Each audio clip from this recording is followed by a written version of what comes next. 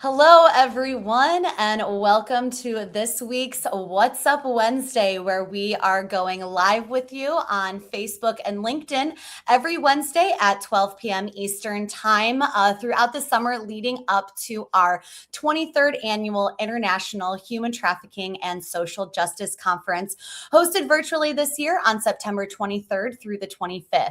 My name is Anna Schramm, and I am the organizer of this amazing conference based in Toledo, Ohio, working alongside Dr. Celia Williamson.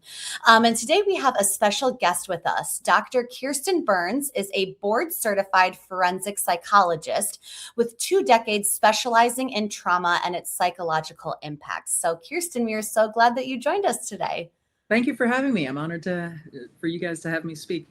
Yes. So today we are focusing on our healthcare presentations at this year's conference. So far this summer, we have talked about a lot of different topics. We've had art, direct service, legal law enforcement, international presentations, and programming related sessions. So a lot of different topics. As I keep talking about every week, we are a very diverse conference with a variety of professionals from various backgrounds talking about different topics. So one of the topics that you can learn about is healthcare and its relation in the human trafficking and social justice fields. So before we get into that, Kirsten, can you start us off by telling us a little bit more about yourself and the work that you do?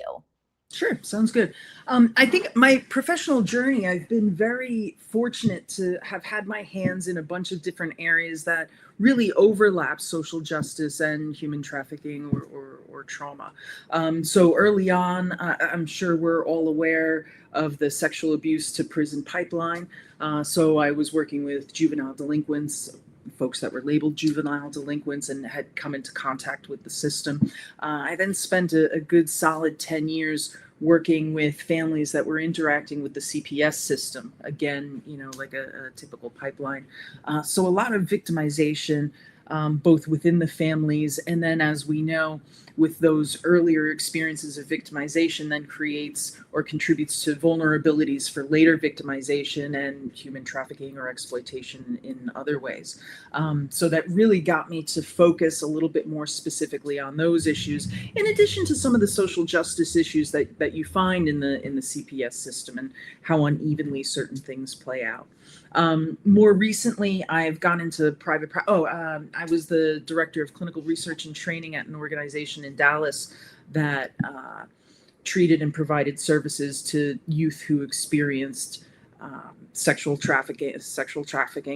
That was a DBT-based program. We had done some research out there. And since that time, I've then moved more into private practice, where I continue to see some folks for therapy, in addition to now doing what they call IMEs, or independent medical exams, because there's been an explosion in terms of people who have been sexually victimized by others and then having legal recourse to then gain or get some of the monies that would then help them get the services and the treatment that they need, in addition to punitive damages as well. Yeah, that's a lot of different things that you've done in your lifetime. So, switching back to like healthcare and the importance of it in human trafficking and social justice, I feel like healthcare is a pretty like broader umbrella term. So, can you talk a little bit about the importance of just like healthcare workers in general, in general, in the human trafficking and social justice fields, who that all includes, and like why we even have those topics at a conference like this? So kind of like a 3-part question, but yeah, so like who they are and the importance of including them in the social justice fields, and then why we include them in a conference. Totally. I think I very much approach it from a more inclusive lens, or an expansive lens, if you will. So obviously, I think when people think healthcare, they think of like doctors, at the hospital, that kind of stuff. I would even expand it to, obviously, so I'm a psychologist, so my bias is towards mental health professionals. So I would add all those mental health professionals, counselors, whether they're in private practice or smaller, community agencies. I would even expand that a little bit toward some of the conversations or presentations that I've given at the conference have even spoken about, school counselors and the Mm. roles there. So I'm really conceptualizing it as anyone in the mental health field or the medical field that's going to come into contact with folks that might share their stories and either see the vulnerabilities. Where the importance is for me is oftentimes it's these individuals who see the vulnerabilities and or high risk situations, or like their spidey sense starts to go off because something doesn't seem quite right, and Mhm. or these are individuals where you get the first fresh complaint or the fresh disclosures that individuals are experiencing some form of exploitation. So it's extremely important for me to put these pieces of information on people's radars, so they know that, okay, like if your spidey sense is going, like, follow your gut, and this is something to look at, right? Even though this person doesn't follow like a typical risk profile, if you will. And then also highlighting the importance of where healthcare workers, mental health, medical professionals can then step into the aftercare if indeed exploitation has happened. So both ends, the preventive and then the treatment perspective. Yeah, I think that's a really good explanation way to look at it. And it is just so many other types of people, or it's not the typical, nurse or doctor that you think of automatically. Yes, obviously they are included in that, but there are so many other people who I think come face to face that are providing some sort of healthcare, whether that is physical or mental. And so I think that's a good way to look at it. So you have been involved with our conference for several years, and you've presented several times. So just would love to hear about like your experience with our conference and why you keep coming back. I think one of the main reasons I keep coming back is it really, as you said in your introduction, it really does include such a broad swath of people that have a very similar mission in mind and a very similar focus in terms of minimizing exploitation, caring for those that our society has harmed, and really changing the way we look at and we approach these issues to care for our communities. I think it's super rare that you get someplace where you have all these experts in one location. You can pick people's brains, you can connect to folks. Hear information that is perhaps butts up against your practice and what you're doing and you hadn't considered before, and then you can incorporate in.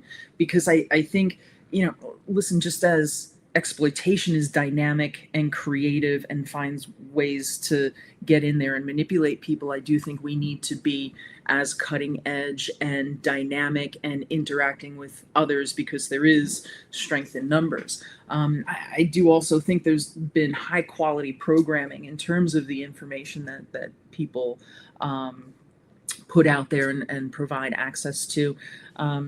So just all in all, it's been a great experience from my perspective. And of course, then to share some of the information that I might have that is a little bit more niche, just based on the experiences that I've had. So this way others can learn both from my mistakes and, like where I have done well, or kind of like saw an issue before it was something, and was able to then protect the client in a way. Yeah. Well, I'm biased and agree with everything that you have said, but I'm so glad that like you have also seen the value of, bringing different professionals together and learning different techniques, different programming, different policies that can help what we're doing be more effective wherever we're at in the world. And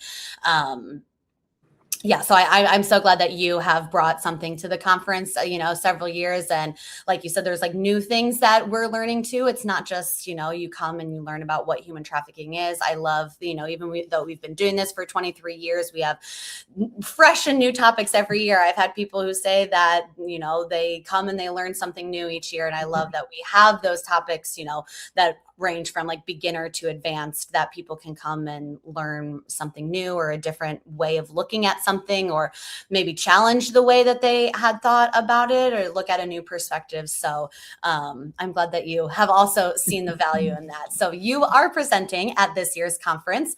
Your session is titled From Harm to Accountability, Conducting Defensible IMEs in Civil Sex Trafficking Litigation. So you had mentioned earlier what IMEs are, and I know that you're going to be sharing a lot of great information in that session, but if you can tell our listeners like a little brief overview of what you'll be talking about. Sure.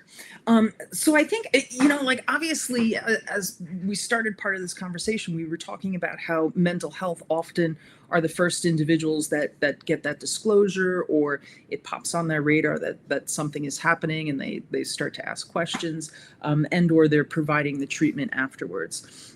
So I think it's super important for those pieces.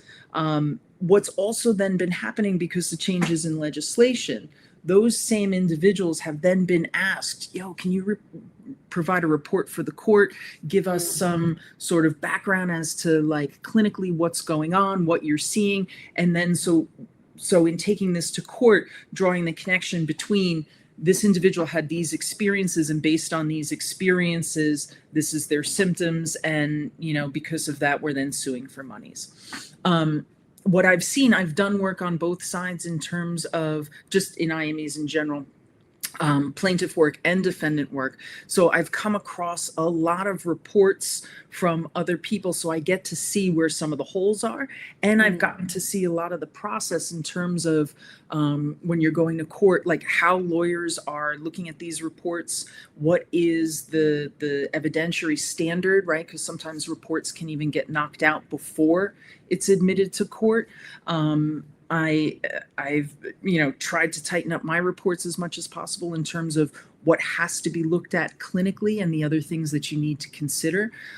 So from my perspective, it's super important to convey this information to other healthcare workers and other folks, both because it helps inform some of their own progress notes and how they're documenting things in terms of when they're providing the treatment for individuals that are coming through.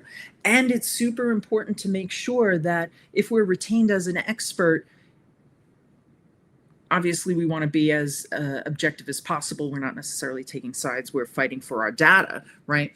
But if we're submitting a report to the court that's saying there was indeed this harm that happened to the person, we need to make sure that like all our I's are dotted, all our T's are crossed, and that we're not coming off as advocates, right? Because that gets kicked out right away, and it's not taken as something that's more objective and admissible as related to the courts. I think sometimes we forget that we're playing in their playground as related to the courts, so by their rules and what they need, right? So oftentimes clinical work and what we would put in a treatment plan or a clinical summary, a conceptualization, oftentimes that looks different than what the court needs in order to weigh what's going on and then to make decisions. Well, that's really interesting, a different perspective of looking at it that way. So I think that's going to be a really good session. So if anybody listening wants to hear more from Kirsten and her presentation, make sure that you are registered for our conference. You can find that at the link on the bottom of our screen. It's traffickingconference.com/register.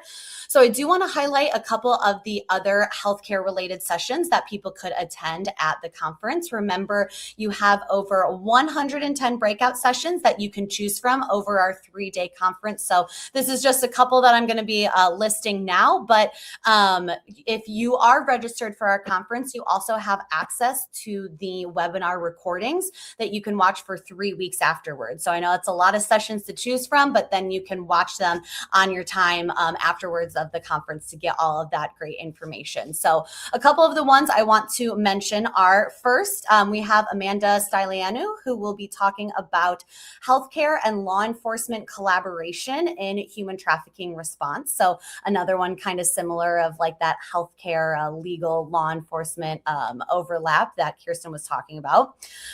Then we have Christine Commerce and Sister Ann Victory, who will be presenting on Compassion in Action, Healthcare's Call to Respond to Human Trafficking. Next, Joanna K. Bulte's session will discuss Help Shouldn't Hurt, the hidden barriers survivors face in healthcare. And then Mindy Lawsey will be talking about the body as a crime scene, preserving the evidence of violence. So there'll be a couple other healthcare related sessions. So make sure to check out our full schedule. I'm going to pop that link up on our website. So go to traffickingconference.com/schedule. We have our full agenda up there. You can click on and read the bios about all of the presenters, read the descriptions about all of the presentations, and you can choose your own schedule and the sessions that you want to attend. So that's a great resource to look at before the conference. But Kirsten, is there anything else that you would like to mention before we wrap up today? No, nothing specific off the top of my head, although, just a final plug, of course, for my discussion. I welcome everyone to show up. I also love conversation and questions afterwards, so I'm looking forward to that. And then, of course, looking forward to all of the other presentations and everyone else that's getting together. Awesome. Well, thank you, Kirsten, for joining us today on What's Up Wednesday. Remember, we go live on Facebook and LinkedIn every Wednesday at 12 p.m. Eastern Time to talk about the upcoming conference. We'll continue to highlight the variety of presentations that you can attend. So next week, we'll be back with another special guest, Angela Navarro, who will be talking about our lived experience presentations with us. So if you want to learn more about the conference, anything that we talked about today, how to register, look at the schedule, any of those good things, go to our website, traffickingconference.com. So we look forward to seeing you back here next week. Thank you, Kirsten, for joining us today, and I hope everybody has a great rest of their day. Bye, Thank you everyone. for having me. Bye.